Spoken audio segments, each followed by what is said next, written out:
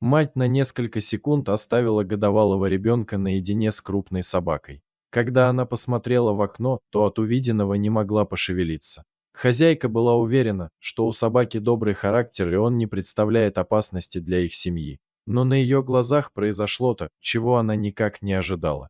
Все началось, когда Кэтрин и ее муж решили завести собаку для своего маленького ребенка. Они считали, что это поможет их дочери Шарлотте развить чувство ответственности и заботы и даст ей верного друга и защитника.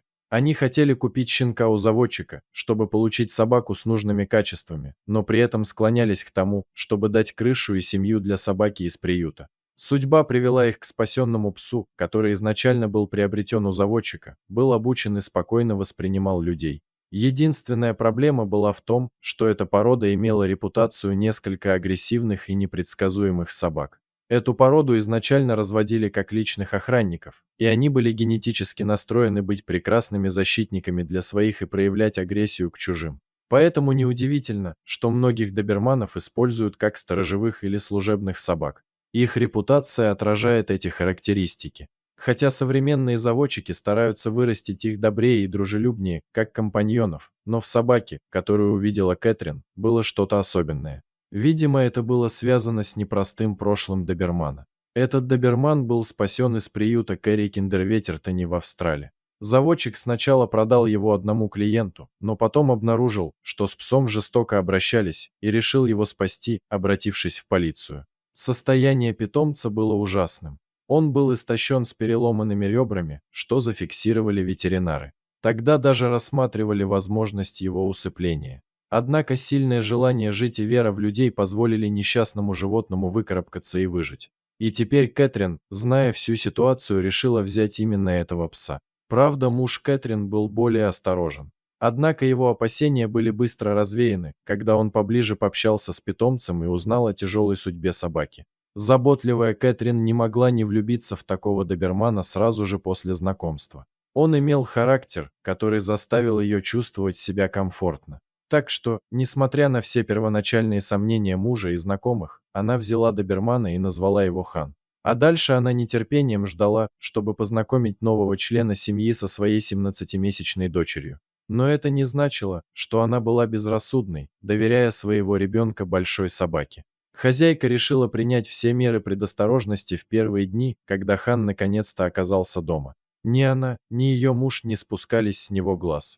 Пес был очень благодарен новой семье, при этом сохранял спокойствие, никак не мешая людям. С большой любовью принял человеческого ребенка, очень осторожно и внимательно обращался с малышом. Шарлотта же была чрезвычайно восхищена своим новым мохнатым другом и старалась проводить время рядом с ним. Родителям нравилось поведение Хана, он всегда был спокойным и ласковым. Кэтрин думала, что приняла правильное решение, хотя она оставалась настороже, когда собака и ребенок играли вместе. Прошло несколько недель. Однажды Кэтрин оставила Хана играть с дочерью во дворе буквально на несколько секунд наедине, пока она мыла посуду на кухне. Как будто чувствуя что-то не так, она посмотрела в окно и увидела сцену, которую никогда не забудет. Но прежде чем она успела что-то сделать, все произошло и было уже поздно. Хан мягко толкал Шарлотту своей мордочкой, чего Кэтрин никогда не видела в его поведении раньше. Он отталкивал ребенка ближе к двору, как будто пытался заставить ее реагировать и послушаться. Шарлотта продолжала упорно двигаться к траве и кустам. В следующее мгновение Хан взвизгнул, резко ухватил малышку за подгузник зубами. Кэтрин видела это в окно и закричала «Хан!». Время для нее как будто остановилось, наблюдая с ужасом за происходящим, она не могла пошевелиться. Женщина неоднократно слышала о собаках, нападавших на детей, и, может быть, именно это и случилось с Ханом, учитывая его травматическое прошлое. Она не могла отделаться от чувства вины, что это ее вина, ей не следовало подпускать таких опасных собак к своему ребенку. В следующую долю секунды Хан сделал нечто, что почти заставило сердце матери остановиться. 45-килограммовый пес легко схватил Шарлотту за подгузник и отбросил ее примерно на 3 метра во двор, словно она была тряпичная кукла, а не человек. Кэтрин не могла поверить своим глазам и испытывала шок. Не зная, что делать, у нее была только одна мысль – ей надо бежать спасать своего ребенка. Кэтрин рванула во двор к дочери и быстро подняла ее. Она быстро осмотрела на ее, чтобы убедиться, что девочка цела. На удивление, ребенок имел только несколько незначительных царапин и больше ничего. Повернувшись к Хану, она почти ожидала, что он также нападет на нее, но вместо этого собака сделала нечто странное. Хан старался встать, он задыхался, а из его пасти текла пенная слюна. Он поднял переднюю лапу, как будто она была повреждена, затем прилег. Дыхание стало тяжелее, и он потерял сознание. Состояние Хана ухудшалось прямо на глазах у Кэтрин. Здесь явно что-то произошло. Кэтрин не могла понять, что случилось. Она была в панике и испытывала чувство беспомощности перед ситуацией. Тогда она увидела на траве недалеко от места, где играла девочка еле шевелящегося тайпана, одну из самых ядовитых змей в Австралии. Укус этой змеи может быть смертельным даже для взрослого человека. Только теперь Кэтрин поняла, что произошло на самом деле. Хан пытался отогнать девочку от опасности, а когда змея была опасно близка, то отбросил Шарлотту и принял удар на себя. По сути, пожертвовал своей жизнью ради ребенка. Затем из последних сил Хан перекусил змею и пытался подойти к хозяйке, но яд уже начал действовать, и он упал без сознания. Кэтрин понимала, что оставалось считанные минуты. И она не могла его оставить вот так вот умирать после того, что он сделал для семьи. Хану срочно нужно было попасть к ветеринару и получить противоядие, иначе у него не было бы шансов выжить. Только вот была одна проблема: Кэтрин находилась дома одна с маленьким ребенком и 45-килограммовым псом. Но оставить его умирать женщина просто не могла.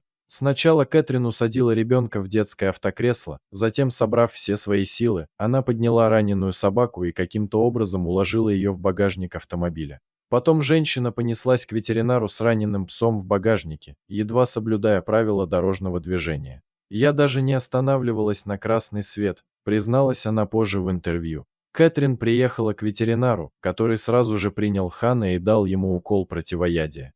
Хотя Кэтрин очень хотела узнать, как дело обстоит у ее собаки, ветеринар сказал, что им придется ждать до следующего утра, чтобы увидеть, сработал ли антидот.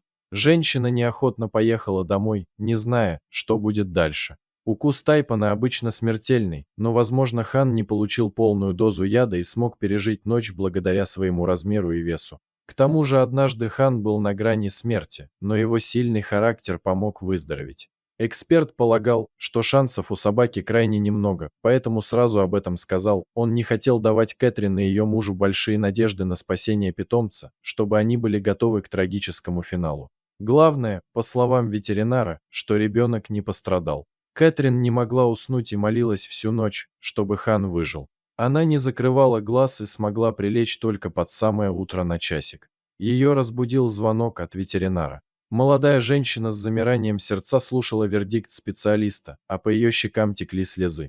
Хан был в стабильном состоянии и мог вернуться домой немного позже уже вечером. Семья была на седьмом небе от радости и счастья. Ведь Хан не просто пес, это самый родной член семьи, который отныне будет получать все самое лучшее наряду с Шарлоттой. И никаких сомнений в его доброте и верности.